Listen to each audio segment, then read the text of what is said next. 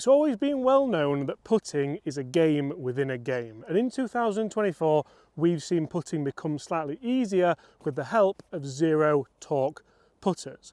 Now Lab Golf and PXG have designed some fantastic putters to help you guys become better at putting, and today I have an offering from Odyssey which could potentially do just that. Now Odyssey claim that they don't want to just enter the zero torque market, they want to lead it. So as you'll see here, I have 3 different putters which could potentially really wet the whistle of some of you guys out there. So these are called the Odyssey AI1 square to square putters. I'm sure you've seen these online by now.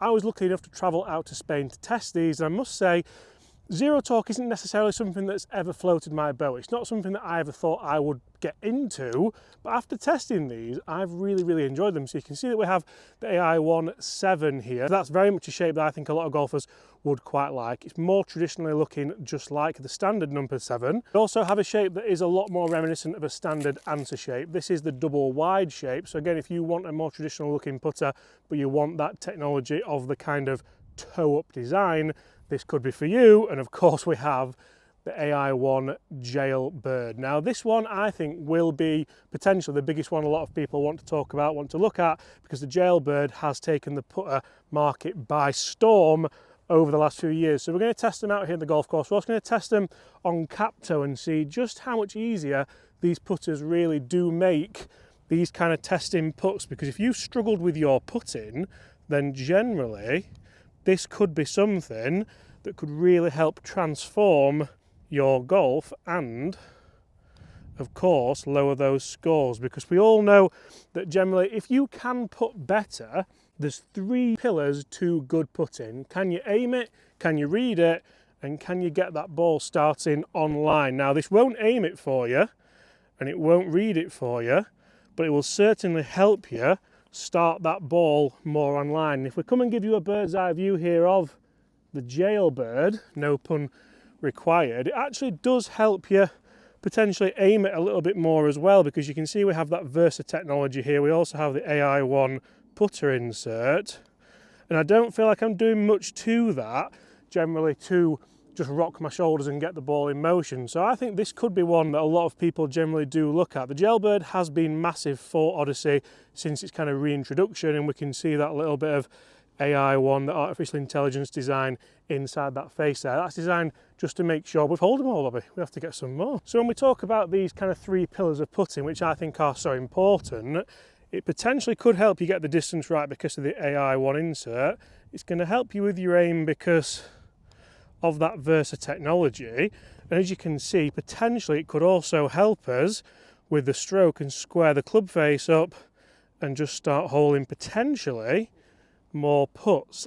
I'm honestly thinking that I've tested the Axis 1 putter, I've tested the Lab putter, I've tested the PXG Allen putter, and honestly claim that this has been through the same revealer as the Lab putter, and that it offers as much stability, as much kind of face forgiveness. So realistically, would you put your trust in a company that has the R&D and the clout of Odyssey, or would you go and look at the other brands that potentially got there first? Because we also know that Odyssey did feature this in that toe-up putter all those years ago. It kind of makes you wonder why that didn't take off, doesn't it? It makes you wonder why potentially they didn't continue with that, but then Lab have come back in, PXG have come back in, other brands have come back in with this kind of toe-up design putter, and it's almost become a little bit of a fad, hasn't it? Is it a fad or is it here to stay? What do you guys think in the comments? Now when it comes to technology for these putters, we all know we have that kind of central shafting that is designed to move the centre of gravity of the putter, but also we do have that 3.5 degrees or 3.3 degrees to be precise forward press. So for me, if I look at the putter that I'd been most drawn to, and that's going to be the number 7, because I really like that shape. I have good memories with that shape, and I think this is something that Odyssey have done really well. So they do have the different shapes for golfers, so they think, right, I want the technology, but I don't want to just have a really kind of unique, different looking putter. So if you don't know, and you didn't know that this was a thing, you just kind of put it down behind the ball and you can almost forgive it for having that central shaft. Now from here, all I'm doing is kind of rocking backwards and forwards, and you can see I'm getting a really nice roll on those, on these December greens here at Woolley Park Golf Club, which let's be fair, are rolling ridiculously well.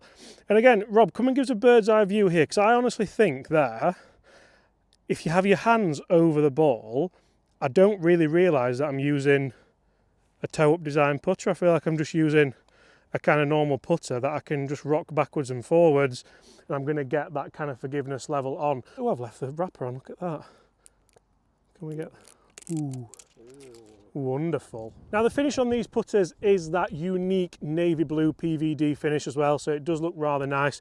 We saw this first in the AI1 putters last year, and of course we have that kind of white plastic insert, which is of course the AI1 technology. So I mentioned about this kind of double wide putter here. This is the one where if you want to be the more traditional golfer, it might be the one you go for, because it's just a central shafted kind of answer putter, isn't it? So realistically from here, you're getting that same amount of technology. It doesn't really look right to me, this one. I think I do prefer the others, but I'm really just trying to get that shaft. You know what, that could be forgiven, because I thought I didn't like this one when I tested this one initially.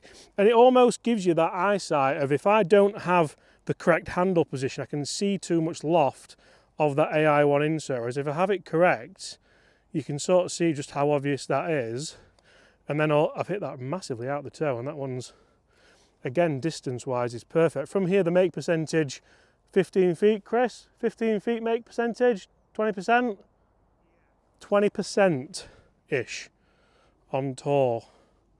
So the big thing you're looking to do here, essentially, is not three-putt, but we're scaring the hole every time, which is a nice thing to do.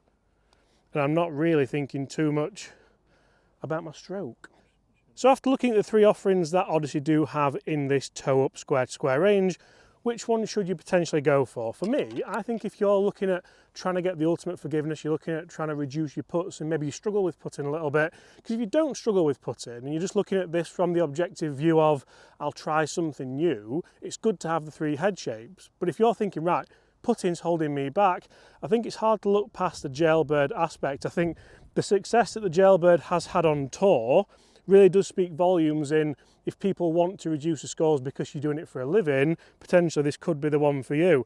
Now we have it in that square-to-square tech, you're really not thinking too much about what you're trying to do. You're not thinking, oh, can I keep this putter face square throughout the putt? I'm not thinking about anything other than, have I got the line correct, and how far back do I have to take this putter? Now again, this is the one I actually have fallen in love with the most, and if I want to delve into it a little bit more, the Versa technology certainly for me is something which I really wish more companies would look at, because having the ability to square a putter up more consistently will help people if you know how to read a green. Now, if you don't know how to read a green, that's essentially the only thing these putters can't help you do, but you could do an aim point class, you could go and see your local coach, see if they can just help you a little bit more gauge it. But I'm not even lining these up. This is pretty much a straight putt, and I know that if I kind of trust this technology, get the handle forward a little bit and just go straight to straight,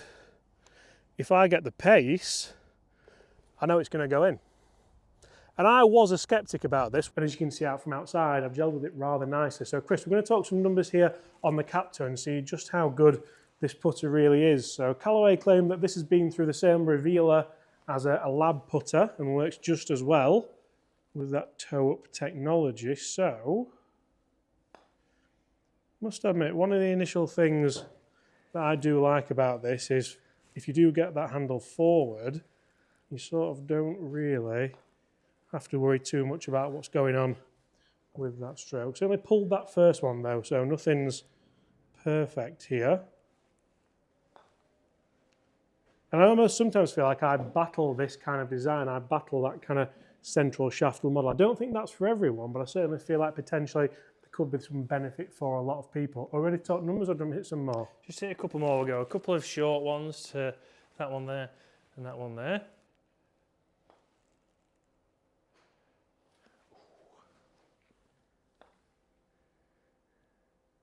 Certainly do feel like, you know, if we start talking about stroke length, as soon as you get that stroke length, obviously the Versa technology is there to help you on this jailbird with alignment.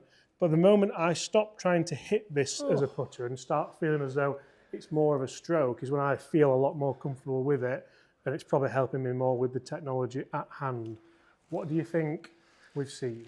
Well, if we have a look at averages, so again, one big thing to watch is what's the path doing? So for you, path wants to work a little bit out. If we go on to that, we'll see that it is working nicely on the way back, but then on the way through, you feel like you're trying to guide it down there, and that's what you've just said. Yeah. Again, face-wise, on average, a little bit closed. That's going to be obviously a tendency. Your path's working out to the right, the face is going to be closed. Just pulling it back on target, essentially. Yeah, we're hitting up on it nicely. It's in the red, but I'd rather see you hit up than down. We are taking loft off, which we can see here, which is good to get the ball into a topspin, and it's sitting with a nice lie angle. So the big thing here for me is obviously you are gaining energy. So obviously we're putting topspin on there. Tempo down here is both very good. So we can see that you're going to get consistency with the roll. Your pace control should be good.